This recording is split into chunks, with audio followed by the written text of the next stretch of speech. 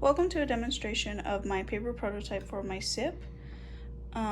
This is one of the levels out of a series, as you can see them all laid out, out of a series of levels that I put together to test how the ability worked and things that I needed to fix. As we go through, I can talk about the things that I discovered, but I'm going to show you a demonstration, just barely, just to show you the general idea of what I was doing. So as you can see on the screen, this little sectional of folders is basically the room that you're in, and every player has one. Every player has one to make it so that they're all in their separate rooms and they can't see what the other player is doing. So this is player 3, and that's the player he is. So every player was given one of these character cards that tell them their health and tell them their starting weapon, because when there are enemies, so when you fight them, this tells you basically you start with your fist and that's it. But as you go through the levels, you're able to find weapons and they do extra damage. So he has his dice all set and ready to go just in case he has to face an enemy. The next thing that we have to address are the cards. These cards is basically everything that you can interact with within the room.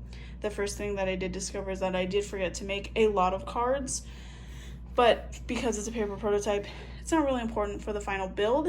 It's just something that I do have to remember when I make the actual thing, is remember to write a thing for every single thing the player will interact with. So there was my first thing that I figured out. The next thing is, obviously we're in this sort of dark paper world. It's kind of hard to see because colored pencils are hard to see on black paper with the way that the lighting is in here. But the reason we start in the dark world for him is because he's the only one playing. Well, for this specific level, which I think is the 3rd level, he would start in the dark world because he starts with the panel. So he's starting with the dark world. He has 2 minutes to explore the dark world and do the puzzle that's in the dark world, and before it switches him back.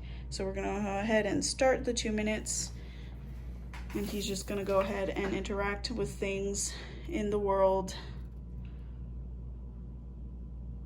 So as the card reads, he found a symbol in the pew in this. So he can write that down. So what the symbols are for this center panel right here, which unlocks the door and allows them to escape. The thing is, that panel needs power, so he needs to find 2 fuses. But as the players are going, they can find the symbols and jot them down to make sure that they know that they have them. So now he's checking out the chandelier, which doesn't really do anything. Doesn't really have anything. I just wrote them there because when you interact with things in games, they say something. So he's checking out the drawers. From the drawer on the left, and the drunk ghost. Hey, I'm trying to sleep here. You notice the drawer on the right is shaking and making a noise. Do you open it? Yes, I will open it. Okay, so what this means is this drawer over here is shaking. It has little, it has little shake marks around it, which means now he's in a fight. So he can use his weapon. I have to check my little notebook here. Okay. Just do what I can do. Okay, so. 7. How many? 7 damage. Okay, I did 2. The enemy did 2.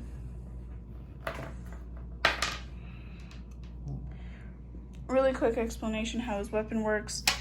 He rolls a d6, it's 5 plus whatever he rolled, but because the hammer has weight, he rolls a d4, adds whatever he rolled to that number, and subtracts it from that number. So how much damage did you do? 5.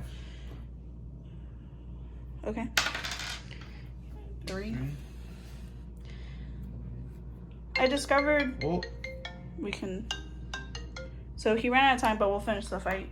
I did discover with the enemies is that they needed more health and they needed to be a little bit stronger, but also I needed to fix the healing items that are in the world. And while he's going on throughout this, the other players are exploring their world as well. So they're finding fuses, they're finding symbols, they're finding symbol locations, not necessarily symbols, and they're doing puzzles. 5. 7.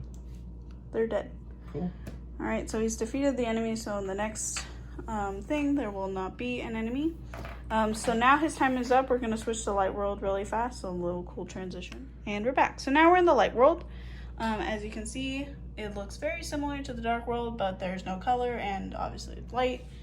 He has new sets of cards because when you go into that world, things change. So now he can start interacting with everything. He has 2 minutes for this world too, just so that we can do it a little bit more speedy. Because as it goes around to player, they each have 2 minutes with the ability. Alright, we'll go over the case to see a bunch of pull cues. You move the pull cues to find a scratch mark and a note. Oh. So he's found a scratch mark, which was that symbol, really fast.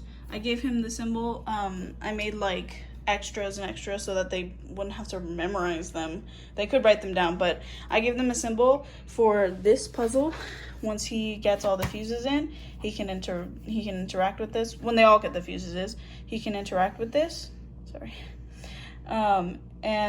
Basically the person who has the puzzle panel, which is that one right there, puts in the symbols correctly as portrayed to them by the other players, and they move on to the next level or they escape, basically. So. All right, so I got a note that I figure will be helpful with a puzzle. So keep that over there. All right, pick up chandelier. You look at the pretty chandelier and notice a health item on one of the arms. So now he has a health item. He can hold on to the health item or he can heal himself. That was something I did realize, and I talked about earlier, is that I didn't really have a plan for the health items, just that like I knew I wanted enemies and that I wanted them to have abilities to heal. So it's not really that important for this, but the health item does give him full health. If he's losing any health. If he doesn't have any lost health, he can hold on to the health item if he does lose health in the future. Alright, so I checked the drawers. You open the left drawer. You open the drawer on the left and find a bunch of old open bottles. You open the drawer on the right and find a health item. So we found another health item. Alright. I also think I put too many health items in, but... So the puzzle panel is dark. There's no power in it. Which is, no, that's No? that puzzle. Oh, that's that one. Never mind. Okay. The bar is made of a beautiful mahogany with wonderful carvings. The stools are covered with dust and are rested in place. You walk around to the other side of the bar and see a tub of fresh ice. Do you reach in? Yeah, I'll reach in. Okay. I think... Hold on, gotta check my book. Yeah, you found a fuse. Ooh. So that's something I also realized when doing this, and that my players realized, is that I should have made them a fuse item like I did with the symbols. So that's definitely something I have to... It's not really important for this, but obviously I will have that in the final game build of digital. But he does have a fuse now, so he's got 1 fuse out of 2. Alright, so you look at the drink case and there's a puzzle panel. All the bottles on the shelf are filled with alcohol, but the brand names have washed away from age. Okay. So there's that. I'll check the pool table. Pick it up. You go over to the pool table and notice spots on the table that look like balls belong there. Okay. So that is this, that's the table. Okay. this puzzle if you want to do it. You only have 21 seconds though. I'll wait. I'll come back to it. And then the fuse box and the puzzle before power, which doesn't have anything. You look at the puzzle and try interacting, but nothing happens. It looks like it needs power to work. And then the fuse box, we'll check. You examine the fuse box and see that the fuses are missing. And then the door, which was also before. Goodness gracious. It's also before power, as you look through the windows on the door and see another room. But ran out of time. Alrighty, so we ran out of time, so now we're going back to the dark room. Okay. Now we're back in the dark world, and he has 2 minutes to continue exploring. I can pick up the cards.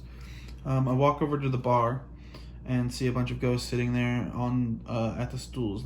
They all seem to be ignoring you. Alright, check the pool table if I can pick up the card. You walk over to the pool table and notice all the balls are missing. Oh, that's fun. Now we check the drink case. The shelves are empty. Must have been a packed night. So there is a puzzle, Ooh. if you would like it. So this is what the puzzle looks like on one piece of it. And she has all the cards. Right there. Alright. Oh, that card's That's right. yeah. Oh, sorry, never mind, it's that way. Okay. I messed up on that one. Alright, that's fine. Okay. So. No. You have to leave it over this way. What?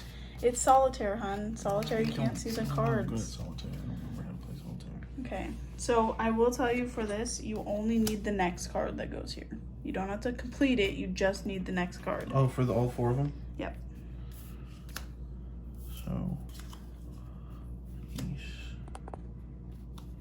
Ooh, neat. I don't think I shuffled them good enough. I can't do that anyway. Nope. A 5.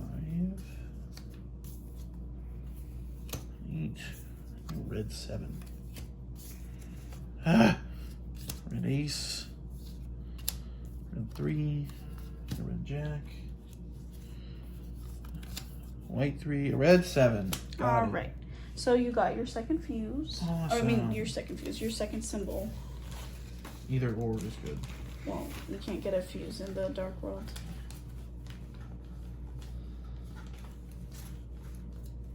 Okay. Alright, so there he has his 2 symbols.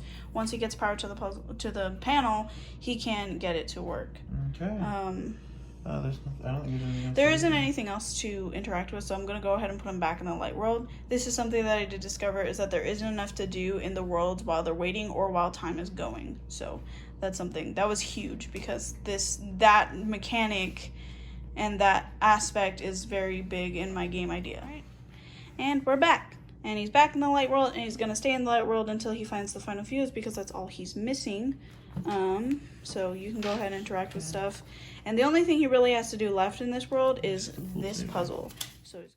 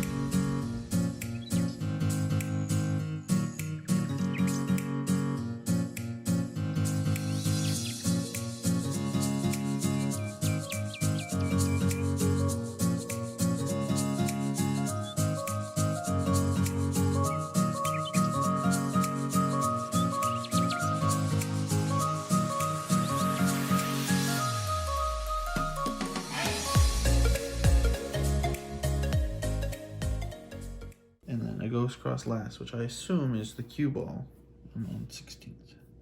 Yep. So he succeeded in the puzzle, and he got the second fuse. So at this Awesome. point, he got both fuses and both symbols. And that's basically how the game will work, in a way, where they have to do a series of things to make things work, to get the solution of the door being locked so that they can leave. For video length purposes, I told him that he was wrong, but when we play tested it, I kind of just it was Casey who had this puzzle. I just let him do it, because the whole point is, if you get it wrong, that's on you. You have to figure it out for yourself. A clue has been given, so you should be able to do it. Beyond that, he's completed everything, and that's it. Yay. Thank you for watching.